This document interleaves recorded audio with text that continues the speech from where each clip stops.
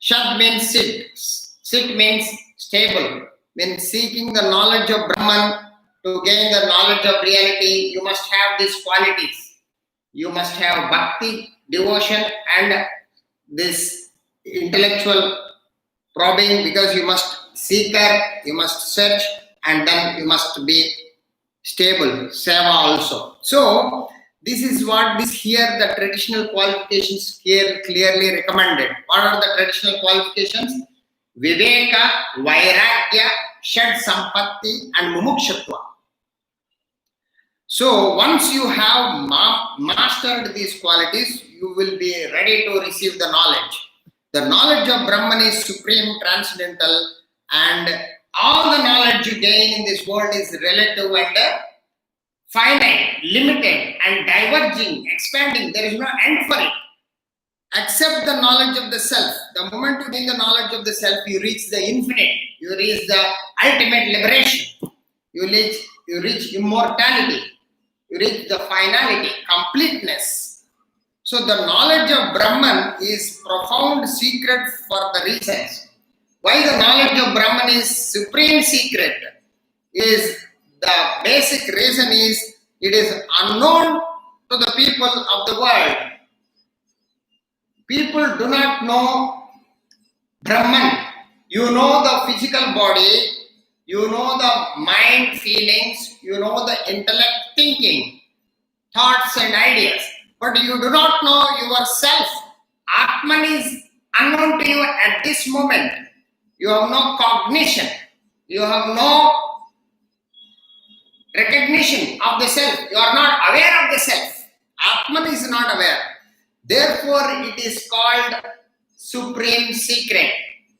The secret which is ever remains secret. It is not only secret for you, it is the secret for any human being who is in the world.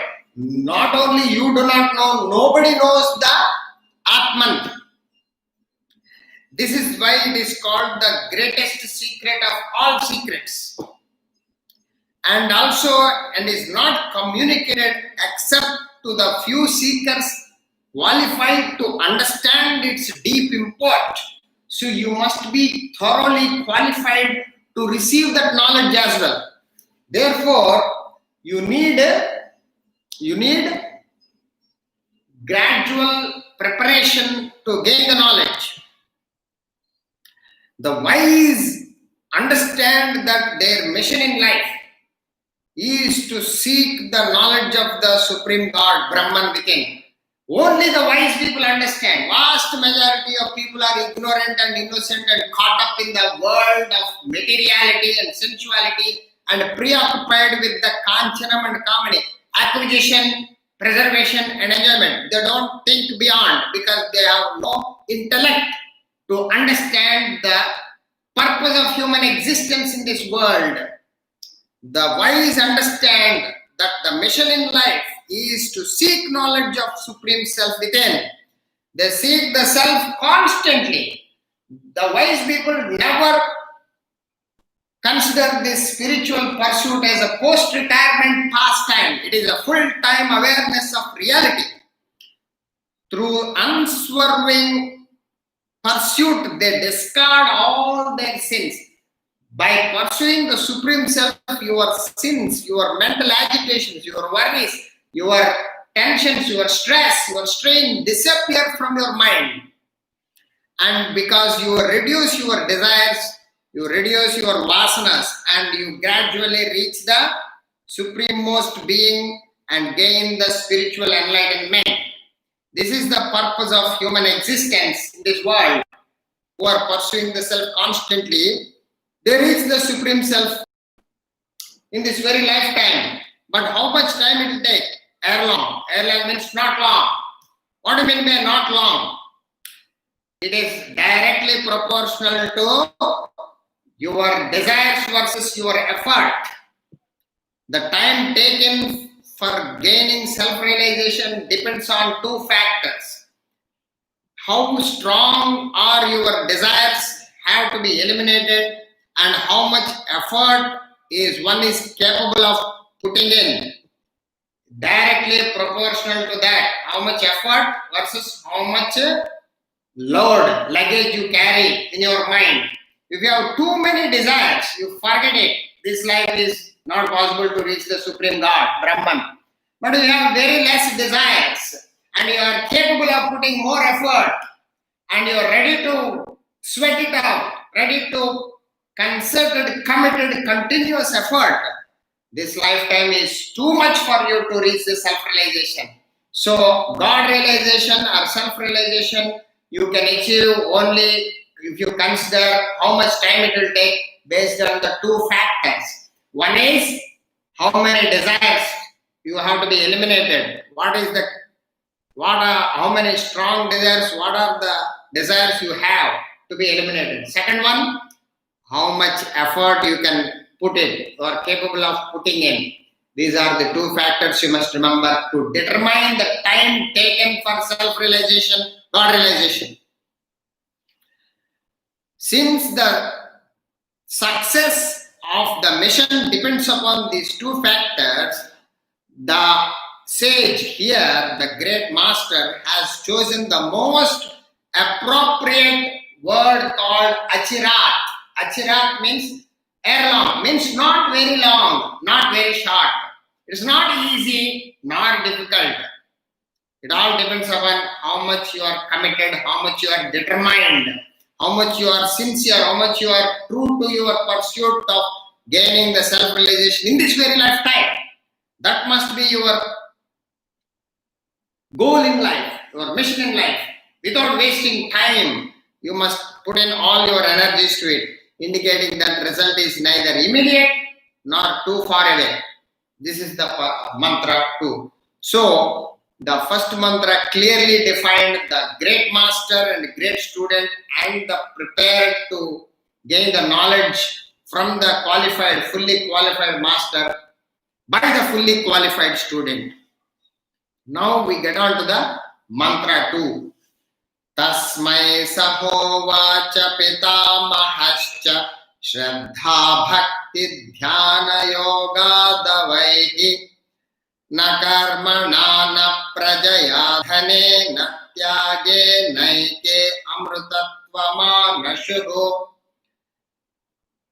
Tasmai sahovacha pitamahascha shraddha bhakti dhyana yoga davaihi na karmana na prajaya dhane na tyage naike amrutatva manashuho. So the mantra 2 translation, to him, who? To him means to that fully qualified student. Verily Lord Brahma, the venerable master, the enlightened master, said, told, what is that? Know that by the yoga of Shraddha,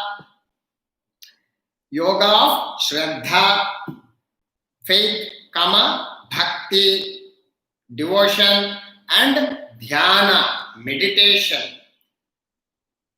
You will know that, means you reach the Brahman, you reach God, you reach the spiritual enlightenment by practicing yoga of Shraddha.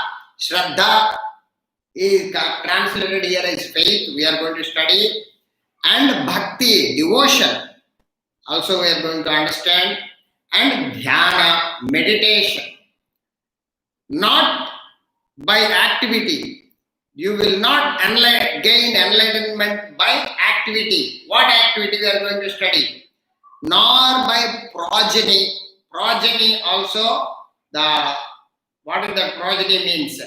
The descendants, the vamsham, the generation after generation. It is not the progeny by I get it, by my son get, my grandfather got, not like that. By renunciation of wealth, some attained immortality. By renunciation of wealth, some attained immortality. That also we are going to understand. So, this mantra 2, it is giving us the very practices, what you are supposed to do to gain the enlightenment. Lord Brahma responds to Ashwayana's yearning, intense desire to learn Brahma Vidya, the knowledge of Brahman. Attain the knowledge of Brahman by, how you will get it? By Shraddha, yoga of Shraddha. Shraddha you must have. With what mean by Shraddha, we are going to study Bhakti, devotion, and Dhyana, meditation. These are the three practices. First you must by heart the three words. Shraddha, Bhakti, Dhyana, Yoga. Through renunciation of wealth, and then renunciation of wealth also, one does not attain that state of immortality through karma, through activity, or traded from. Every human being, the moment he is born, is separated from the Supreme Self, Atman. Any attempt, any practice or attempt to get back to what you separated from is called yoga, or religion in English, yoga in Sanskrit, joining back, uniting back to the self, Atman, merging back. The seeker gradually merges with the self through the practices of process of detachment from the world. Through this yoga, you will get attached to the self and detach it to the world. As he attaches to the higher, you detach yourself from the lower aspects of life. The higher aspect is reality, Brahman. Lower aspect is the changing, perishable world of objects and beings and experiences. So higher and lower. The process of attachment to the self is by means of Shraddha. Shraddhavan labate jnanam. If you want anything, you need to have Shraddha. Without Shraddha, no development of any sort. Even in the worldly development, in the world, if you want to achieve anything in the business or profession or skill or talent or any kind of experience, any kind of qualification you wanted to achieve, you must have Shraddha. And then you need to have Bhakti for the self-enlightenment and Dhyana. These are the three traditional disciplines are directed to the mind and intellect.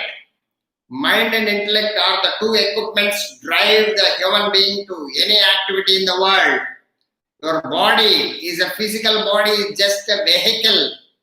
It's a container. Just like your car helps you to transport you from place A to place B.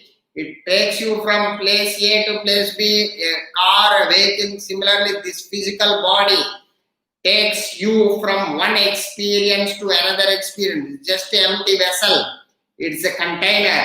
It has no independent existence. It has no independent movement. The body is just a equipment of executing actions. But what drives the body to actions? What propels the body to actions is there are two wonderful equipments within you. One is the mind, another one is the intellect. Mind is called Manasu, intellect is called Buddhi.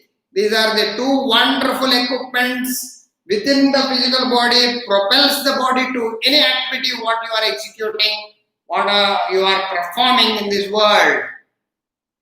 So this Shraddha, Bhakti, Dhyana belongs to the mind and intellect, not the physical body. That you must be very clear. So the three disciplines of Shraddha, Bhakti, Dhyana are directed to the mind and intellect to attain the state of silence, which is the meditation state wherein lies the self. The absolute silence where the mind and intellect completely merges with the Supreme God Brahman. So what is this Shraddha? Shraddha is translated as faith. Actually, it is not only faith, it is beyond faith because there is no actual translation of Shraddha in English language. So what is this Shraddha?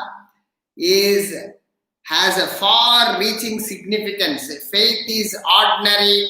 Faith is only a preliminary aspect of Shraddha.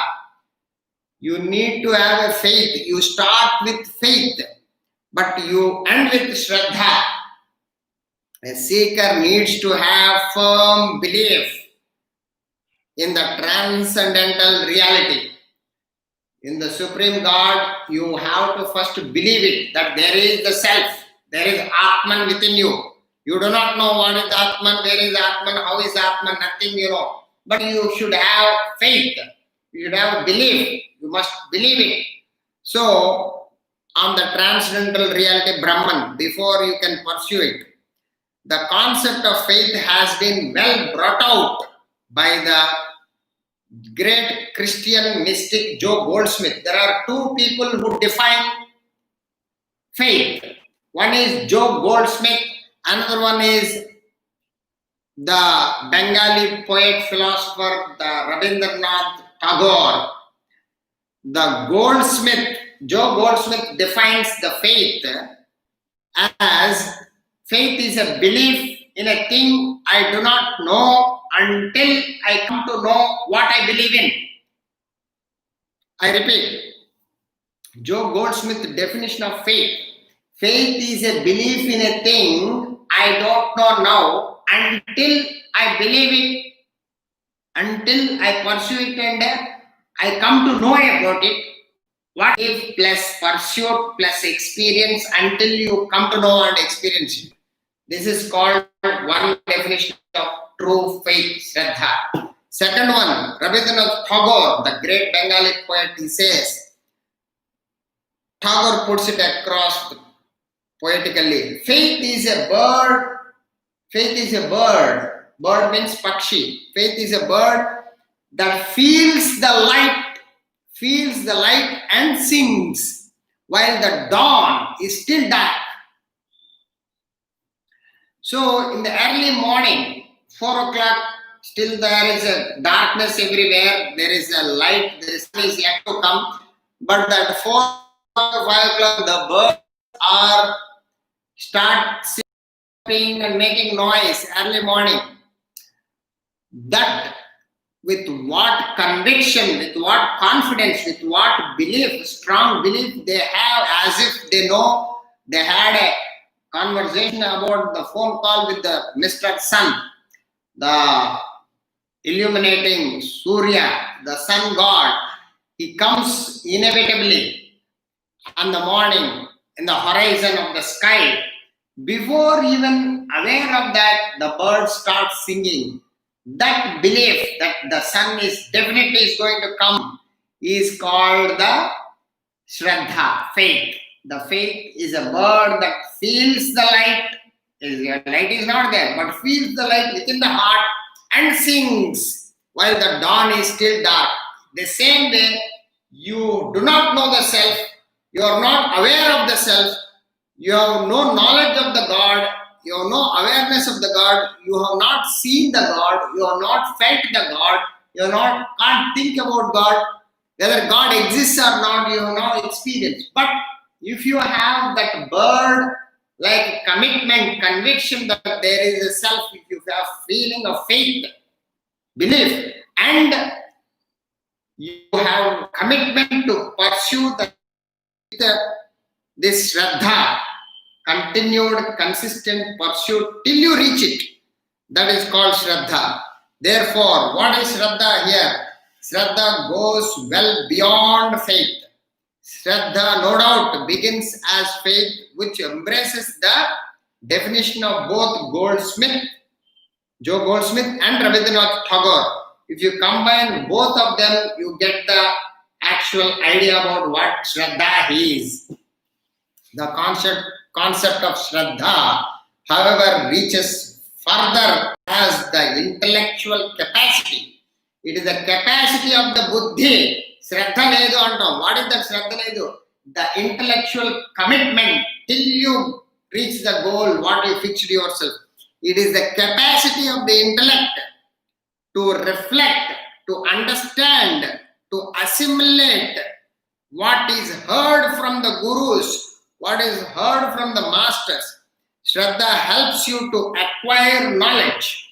Shraddhavan labhate jnanam, Bhagavad Gita. In fact, if you go to the deep study of Bhagavad Gita, Bhagavad Gita says, it's quite well known that you are what your vasanas are, you are what your desires are. If you have a desires for business, you become businessman. If you have a desires for sports, you are sportsman. If you have desires for movies, you become an actor. If you desires for gambling, you become a gambler. Your vasanas, your thoughts and desires are what you are. Generally we speak and generally we define in spirituality. But if you go deeper and analyze, Lord Krishna says, you are not what your vasanas, but you are what your shraddha is. You become what your shraddha is.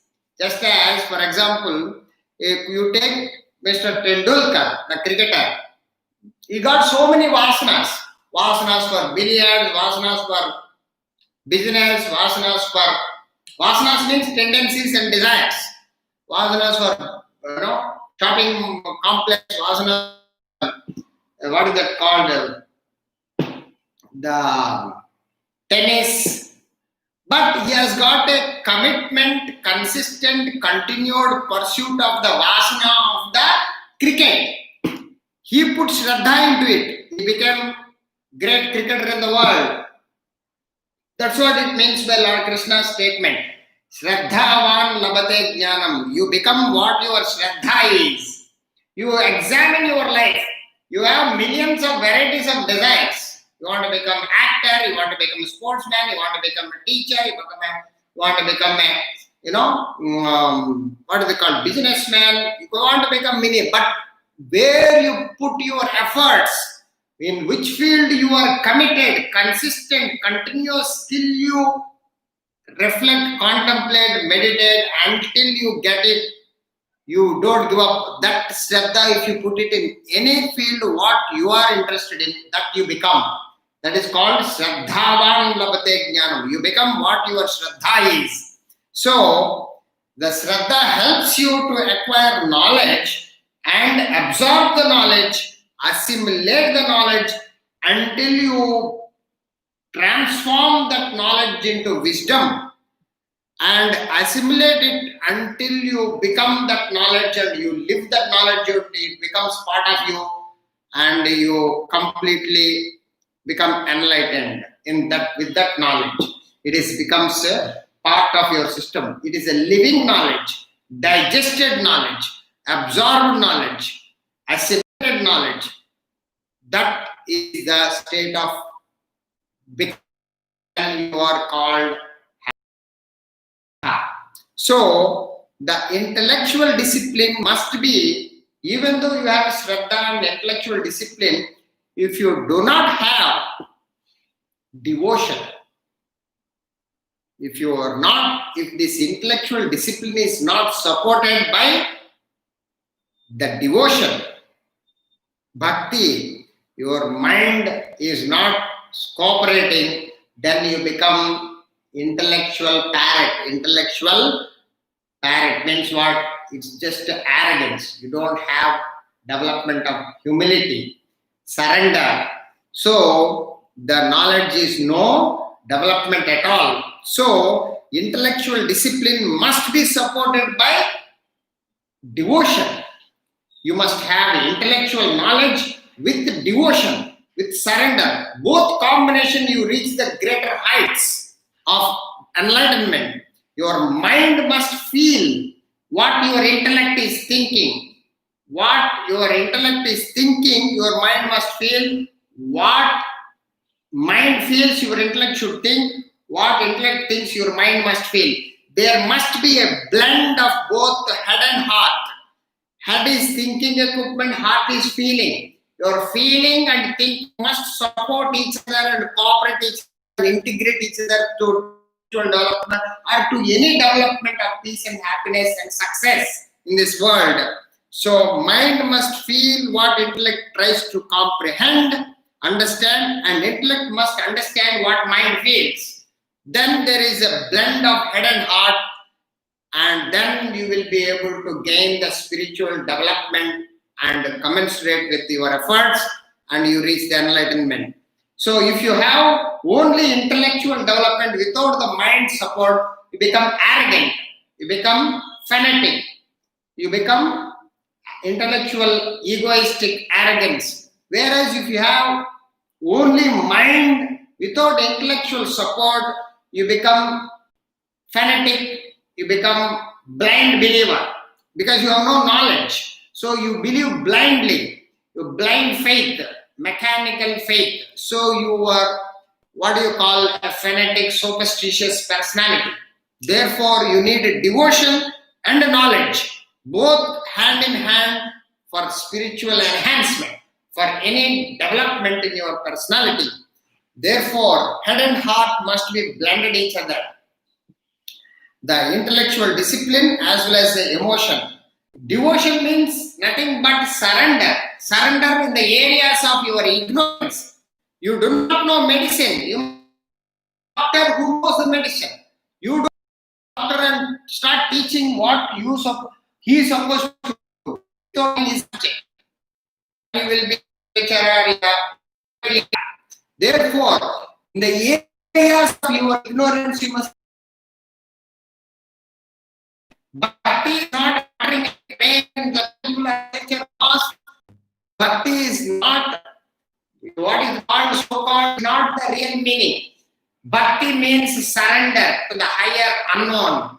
You do not know who are you, where did you come from, when did you come from, when are you going, how are you going, what are you, how are you, everything. Who is your father's first father? How did this creation come about? How the millions of functioning happenings within the body, how this urinary canal, how this respiratory canal, how this eyes, how this nose, how this heart pumping, how this liver functioning, how these kidneys are operating. Millions and millions of activities happening without your understanding. The blood pressure is maintained within, blood pressure is maintained in every being. The temperature is maintained within, temperature is maintained outside. Who is doing it? Who is maintaining? That unknown entity, unknown, infinite energy, supreme, unknown. You just surrender. That is devotion. That is the bhakti. So, having with the intellect and mind well prepared, the seeker qualifies for meditation. When the mind is fully developed, when the intellect fully strong and able to control the mind and put the mind in single thought concentration upon that Supreme God, then you are fully qualified to do meditation. Meditation is single thought concentration, single pointed concentration upon the chosen thought to the exclusion of all other thoughts. So Dhyanam is the art of focusing the mind on a single thought to the exclusion of all other thought. Intellect holds the mind in a single pointed meditation. When the state of abeyance, when the state of continuous concentration on the single thought is maintained ere long, in a little bit period of time, the mind disappears to expose the self-detaining. The self-realization, God-realization, automatically you experience once the meditation you maintain for a sustained period of time. The mind, Supreme Self. This is called enlightenment. The seeker attains the spiritual enlightenment. Having pronounced this established procedure, what is the procedure? The Shraddha, Bhakti, Dhyana Yogas. Having pronounced this established procedure, traditional procedures in attaining self-discovery, self-unfoldment, self-realization, the Guru slides the indiscriminate practices adopted by spiritual ignoramuses. The innocent, ignorant people in the world misunderstands the true spiritual practices and they got into the wrong practices, adopt the indiscriminate practices, wrong practices. Some believe that they merely perform mechanical rituals. They have these yajnas and yagas. You see mechanical rituals. You chant 108 times this mantra, you will reach enlightenment. One person may suggest. Another person will suggest you simply don't bother about anything. Just have focus on the breath. How you are inhaling. There are millions of half-cooked, half-baked, ignorant, innocent masses troubling with the wrong concepts of this spirituality. Spiritual knowledge and spiritual practice is highly scientific, highly methodic, highly logical and gradual, and no shortcuts in spiritual development and spiritual enlightenment. But people do not know, are not aware about the right textbook, right practice, right knowledge, right understanding. Therefore, they get into wrong understandings of misconceptions, misunderstandings, wrong understandings. What are they? Mechanical rituals. They practice so many rituals, chanting mantras, chanting, the giving dhanam, rotating around the temple, going to pilgrimage at Mecca and Medina, and I went to Badrinath, Balaji. The moment I go to Badrinath or Balaji temple and see Lord Venkateshwara Darshan, I get enlightenment. I shave my head also. I shave my hair also. I offer my hair. All sorts of, nothing wrong. They are good practice, but nothing to do with the enlightenment. To do with the achieving immortality, achieving deathless, birthless God state.